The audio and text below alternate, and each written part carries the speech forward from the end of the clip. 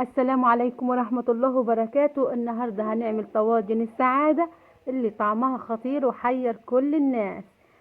يلا بينا نسمي الله ونصلي على الرسول صلى الله عليه وسلم ونشوف الطريقة بتاعتنا دي ازاي.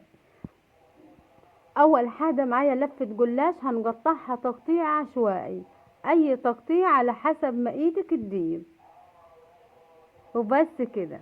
انا قطعت لفة الجلاش، هنجيب صاج او صينية، اي صينية ألمونيا او صاج، هنحط فيه لفة الجلاش اللي احنا قطعناها، ونحاول نفكك كل طبقات الجلاش بالطريقة دي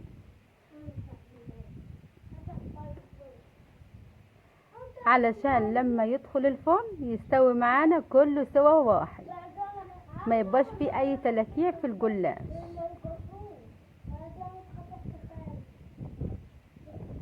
كل الطبقات هنفككها بالطريقة دي. معايا تلت كوباية سمنة، وهنقلب برضو كل السمنة في كل طبقات الجلاش،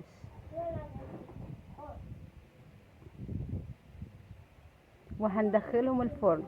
طبعا هنحاول نقلب في الفرن، مش هنسيبه بعد 10 دقايق، هنبص عليه ايدنا فيه وعيننا عليه على طول باستمرار عشان ما يتحرقش مننا. معايا كوباية لبن ساقعة، انا معايا 7 قطع بسكويت سادة وقطعتين بسكويت شوكولاتة. طبعا علشان الكريمة هتتنقل لحتة تاني بطعم البسكويت الاوريو على السادة، وطعمها يبقى خطير. انا طبعا علشان اسهل عملية الضرب انا ضربتهم في الكبة.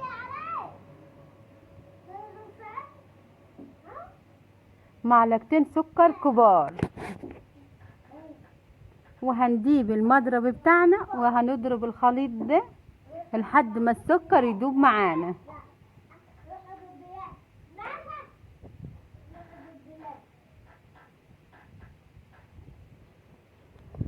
طبعا وهيكون مجهزة كوباية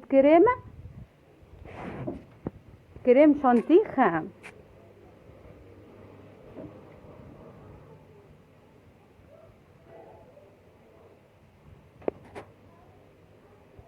طبعا البسكويت بيدي طعم للكريم شانتيه ويوديه لحتة تانية خالص، والطعم بتاعه هيبقى خطير.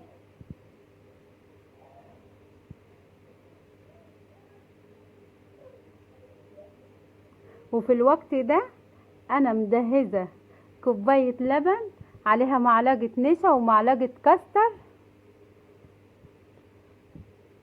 ورفعهم على النار، وعاملة مجهزة كريمة وحطها في التلاجة علشان تعزيز برضو الطعم.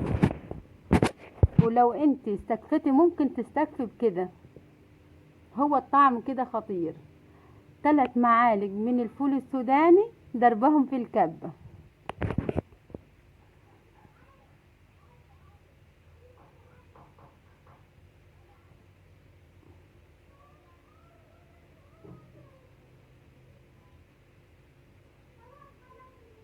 وبصوا جمال الكريمة.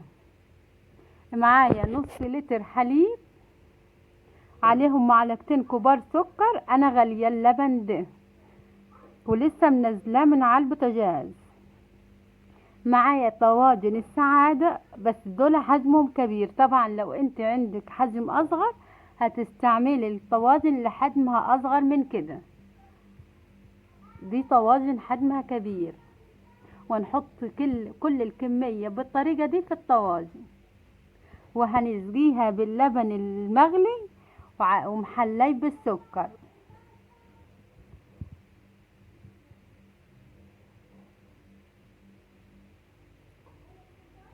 وهندخل الطواجن دي في الفرن لمدة 10 دقايق.